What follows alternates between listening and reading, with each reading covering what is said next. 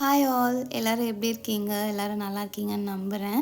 இப்போ ட்ரெண்டிங்காக இருக்க முட்டை மிட்டாய் ரெசிபி தான் ஷேர் பண்ணியிருக்கேன். ஏதாவது புதுசாக ஒரு ரெசிபி பண்ணி நான் ஷார்ட்ஸில் ஷேர் பண்ணுறேன் அப்படின்னா எனக்கு அடுத்த கொஸ்டினாக வர்றது வந்து ரெசிபி வேணும் அப்படின்றது தான். ப்ரூக்கீஸ்க்கு கமெண்ட்ஸில் வாட்ஸ்அப் மெசேஜ்லலாம் வந்து கேட்டாங்க ரெசிபி தாங்க அப்படின்ட்டு. ஆனால் முட்டை மிட்டாய்க்கு ஒரு படி மேலே போயிட்டு கால் பண்ணி கேட்டாங்க. அந்த அளவுக்கு என் ரெசிபி மேலே இவ்வளோ நம்பிக்கை வச்சு கேட்குறது எனக்கு ரொம்பவே ஹாப்பியாக இருக்குது. ஸோ அதுக்காகவே இன்றைக்கி நான் ஷேர் பண்ணுறேன். ஸ்கிப் பண்ணாமல் பாருங்கள் ஃபுல்லாக, அப்போ தான் உங்களுக்கு வந்து புரியும். முட்டை மிட்டாய்க்கு ரொம்பவே முக்கியமானது கோவா. அது எல்லாருக்குமே தெரிஞ்சது தான். இதை நான் வந்து கடையில் வாங்கி தான் யூஸ் பண்ணிகிட்டு இருக்கேன். வீட்டிலே என்னால் சுத்தமாக ப்ரிப்பேர் பண்ண முடியல. பாப்பா வந்துச்சுட்டு அதையும் பண்ணிவிட்டு என்னால் சுத்தமாக மேனேஜ் பண்ண முடியல. அதனால் கடையில் வாங்கிடுறது. கடையில் வந்து நிறைய பிராண்ட்ஸில் இருக்குது. பட் வந்து ரொம்ப காஸ்ட்லியாக இருக்க மாதிரி எனக்கு தோணுச்சு. பிகாஸ் 200 கிராம்ஸே 95 ருபீஸ்ன்ற மாதிரி நான் பார்த்தேன். ஸ்வீட் கடைலாம் இருக்கும் இல்லையா, பெரிய பெரிய ஸ்வீட் கடை, அந்த கடையில் பார்த்தீங்கன்னா அவங்களே ரெடி பண்ணி சேல் பண்ணுறாங்க. ஸோ அங்கே வந்து சீப் அண்ட் பெஸ்ட்டாக எனக்கு பட்டது. குவாலிட்டியும் நல்லா இருந்தது. ஃபர்ஸ்ட் ஒரு 2 டைம்ஸ் வாங்கி செக் பண்ணிவிட்டு அதுக்கப்புறமா தான் அவங்கக்கிட்ட ரெகுலராக வாங்க ஆரம்பித்தேன். 1 கேஜி ஆர் 1/2 கேஜி அந்த மாதிரி வாங்கி ஏர்டைட் பாக்ஸில் போட்டு ஃப்ரீசரில் செட் பண்ணிவிடுவேன். அது ரொம்ப நாளைக்கு வந்து நல்லாவே இருக்கும், கிட்டே போகாது. ஸோ நீங்களும் இந்த மாதிரி ட்ரை பண்ணி பாருங்கள் இந்த டிப்பை. இந்த ரெசிபி வந்து 1/2 கேஜி மெஷர்மெண்ட். ஸோ அதுக்கு கோவா வந்து 240 கிராம்ஸ் நான் எடுத்திருக்கேன். அதுக்கப்புறம் நெய் பார்த்திங்கன்னா 50 கிராம் எடுத்துக்கிறேன். ஸோ கோவா வந்து அதிகமாக ஆட் பண்ணி முட்டையை கம்மியாக போட்டு நம்ம பண்ணும்போது நல்லாவே இருக்குது. முட்டையை யூஸ் பண்ண மாதிரி தெரியல இந்த ரெசிபியில். குலோப் ஜாமுனும் பால்கோவா கலந்து சாப்பிட்டா எப்படி இருக்கும் அந்த மாதிரி தான் இருக்கும் முட்டை மிட்டாய். இதை நீங்கள் ட்ரை பண்ணி பாருங்கள். ட்ரை பண்ண முடியாதவங்க என்கிட்ட ஆர்டர் பண்ணிக்கலாம். மேலே வர வாட்ஸ்அப் நம்பருக்கு மெசேஜ் பண்ணுங்கள். இப்போ வந்து 240 கிராம்ஸ் வந்து நான் கோவா எடுத்திருக்கேன் இல்லையா, அதே ஈக்குவலான மெஷர்மெண்ட்டில் சுகர் எடுப்பாங்க நிறைய பேர். பட் அந்த மாதிரி எடுக்கும்போது ரொம்ப திகட்டுற மாதிரி இருக்கிறனால நான் 195 கிராம்ஸ் தான் எடுத்திருக்கேன்.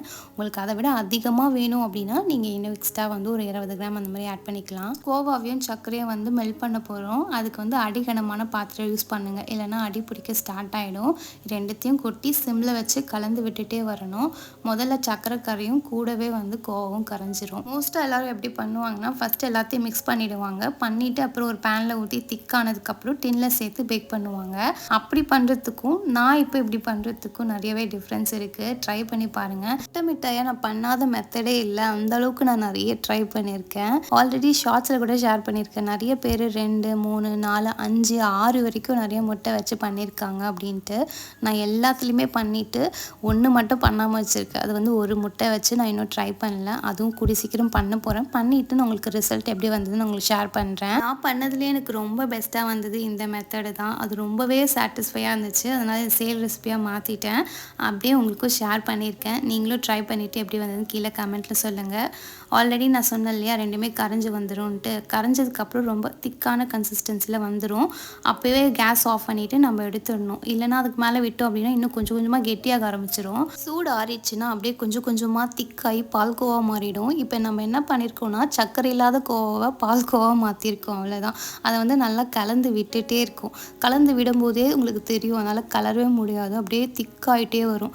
ஸோ கொஞ்சம் வெது வெதுப்பான சூடு வந்ததும் நம்ம என்ன பண்ணணும், ஒவ்வொரு முட்டையாக ஆட் பண்ணணும். கொதிக்கும் போது ஆட் பண்ணால் முட்டை தெரிஞ்சிடும். நான் இன்னைக்கு முட்டை மிட்டாயில் வெறும் 3 முட்டை மட்டும்தான் ஆட் பண்ணுறேன். ஸோ ஃபஸ்ட்டு ஒரு முட்டை எடுத்து ஊற்றி நல்லா வந்து மிக்ஸ் பண்ணிக்கிறேன். முட்டையை அப்படியே பால்கோவாவில் சேர்த்துடாதீங்க. சில டைமில் முட்டை கெட்டு போயிருந்துச்சுன்னா மொத்தமும் வேஸ்ட்டாக போயிடும். அந்த மாதிரி ட்ரை பண்ணவே பண்ணாதீங்க, ரிஸ்க் எடுக்காதீங்க.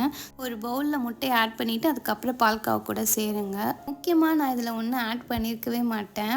என்னன்ட்டு உங்களுக்கே தெரிஞ்சிருக்கும் ஒரு நேரத்துக்கு. நட்ஸு, பாதாமும் முந்திரியும் ரெண்டுமே நான் ஆட் பண்ணல. ஒரிஜினல் ரெசிபியில் இதெல்லாம் பண்ணியிருக்கவே மாட்டாங்க. அதே மாதிரி தான் நானும் ட்ரை பண்ணேன். அந்தளவுக்கு சூப்பராக இருந்தது. பெஸ்ட்டு ரிசல்ட்டாக இருந்துச்சு. ஸ்டார்டிங்கில் நான் ஒவ்வொரு வாட்டியும் ஒவ்வொரு மெத்தடில் ட்ரை பண்ணேன்னு சொன்னேன் இல்லையா, அப்போ வந்து நான் வந்து நட்ஸ் எல்லாம் ஆட் பண்ணி தான் பண்ணியிருந்தேனே. இந்த மெத்தடில் பண்ணும்போது அவ்வளோ சூப்பராக இருந்துச்சு. கம்மியான பொருள் தான். கோவா, சர்க்கரை, முட்டை, நெய், கூட குங்குமப்பூ இல்லைன்னா ரோஸ் எசன்ஸ் இது வச்சு பண்ணும்போது அவ்வளோ சூப்பராக இருந்துச்சு. நீங்களும் ட்ரை பண்ணுங்கள். இது கூட 50 கிராம் நெய் எடுத்து வச்சுருந்தோம் இல்லையா, அதில் வந்து பாதி சேர்த்துட்டு பாதி வந்து எடுத்து வச்சுக்கிட்டேன். நெய் ஆட் பண்ணதும் நல்லா மிக்ஸ் பண்ணணும். அதுக்கப்புறமா தான் அடுத்த பொருளை சேர்க்கணுமே. அடுத்து முக்கியமானது வந்து குங்குமப்பூ தான். ஒரிஜினல் ரெசிப்லேயும் அதுதான் சேர்ப்பாங்க. இப்போதைக்கு என்கிட்ட அது ஸ்டாக் இல்லாதனால நான் ரோஸ் எசன்ஸ் தான் சேர்த்துக்கிறேன். ரோஸ் எசன்ஸ் வந்து ரொம்ப சேர்த்துடக்கூடாது, இல்லைனா அதோட ஃப்ளேவர் தான் டாமினேட் பண்ணுற மாதிரி இருக்கும். அதனால் ஒரு 4 to 5 ட்ராப்ஸ் அவ்வளோ தான். அதுக்கு மேலே வந்து ஆட் பண்ணவே கூடாது. இன்கேஸ் நீங்கள் வந்து குங்குமப்பூ ஆட் பண்ணுறீங்க அப்படின்னா ஸ்ட்ரெயிட்டாக ஆட் பண்ணால் கலர் வராது, அதோட ஃப்ளேவரும் அவ்வளோ வராது. ஒரு 2 டீஸ்பூன் பால், வெது வெதுப்பான பாலில் அதை ஆட் பண்ணி ஒரு 5 to 10 மினிட்ஸ் விட்டதுக்கப்புறமா ஆட் பண்ணுங்கள். அவ்வளோ ஃப்ளேவர்ஃபுல்லாக இருக்கும், கலர்ஃபுல்லாகவும் இருக்கும். இப்போ 10 மினிட்ஸ் வந்து ஓடிஜியை ப்ரீட் பண்ணிக்கிறேன் 165 டிகிரியில். உங்கள் ஓடிஜியில் எப்படி வருது அப்படின்னு பார்த்துட்டு 170 வச்சுக்கோங்க, இல்லை 175 இல்லை 180 அந்த மாதிரி வச்சிங்கன்னா முட்டை மிட்டாயோட மேலே அந்த டாப்பில் இருக்க கலர் வந்து வேறு மாதிரி வரும். ஸோ அதுக்காக தான் வந்து நீங்கள் மாற்றி மாற்றி வச்சு பாருங்கன்னு சொல்கிறேன். இங்கே நான் யூஸ் பண்ணுற டின் வந்து 7 இன்ச்சு, இது 1/2 கேஜிக்கு கரெக்டாகவே இருக்கும். நம்ம மிச்சம் வச்சுருந்தோம் இல்லையா நெய், அதுலேருந்து பாதி எடுத்து இந்த டின்னில் தடவிக்கிறேன். நான் இது வீட்டு பர்பஸ்க்காக யூஸ் பண்ணுறனால கையிலே வச்சு தடவுறேன். இன்கேஸ் நீங்கள் கமர்ஷியல் பர்பஸாக பண்ணுறீங்க அப்படின்னா ப்ரெஷ்ஷை வச்சு தடவிக்கோங்க. இப்போ பண்ணுற மெத்தடுக்கும் ரெகுலராக பண்ணுற மெத்தடுக்கும் ஒரு டிஃப்ரென்ஸ் இருக்குது. என்ன டிஃப்ரென்ஸ்னால் பேக்கிங் டைம் தான். டேஸ்ட்டில் எந்த ஒரு டிஃப்ரென்ஸுமே கிடையாது, சேம் தான். கலர் மட்டும் சேஞ்ச் ஆகும். சில பேருக்கு வந்து கலர் கிடைக்காது, சில பேருக்கு வந்து கலர் கிடைக்கும். அவங்கவுங்க ஓடிஜி பொறுத்து அதை நீங்கள் வந்து கண்டுபிடிச்சி அந்த டைமிங் வைக்கணும்.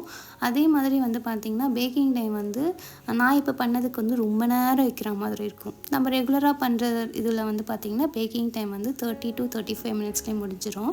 ஸோ நான் எல்லா மெத்தடும் ட்ரை பண்ணிவிட்டு நான் உங்களுக்கு வந்து என்னோடய எக்ஸ்பீரியன்ஸை ஷேர் பண்ணுறேன். நீங்களும் ட்ரை பண்ணுங்கள். உங்களுக்கு எப்படி வந்ததுன்னு கீழே கொஞ்சம் கமெண்ட்டில் சொல்லுங்கள். அது வந்து எல்லாருக்குமே வந்து ஹெல்ப்ஃபுல்லாக இருக்கும். அதே மாதிரி நிறைய பேர் இப்போ வந்து முட்டை மிட்டாயை வந்து பிஸ்னஸாக எடுத்து பண்ணுறாங்க. கண்டிப்பாக பண்ணுங்கள். நல்லா வந்து சேல்ஸ் ஆகுது, ட்ரெண்டிங்காகவும் இருக்குது.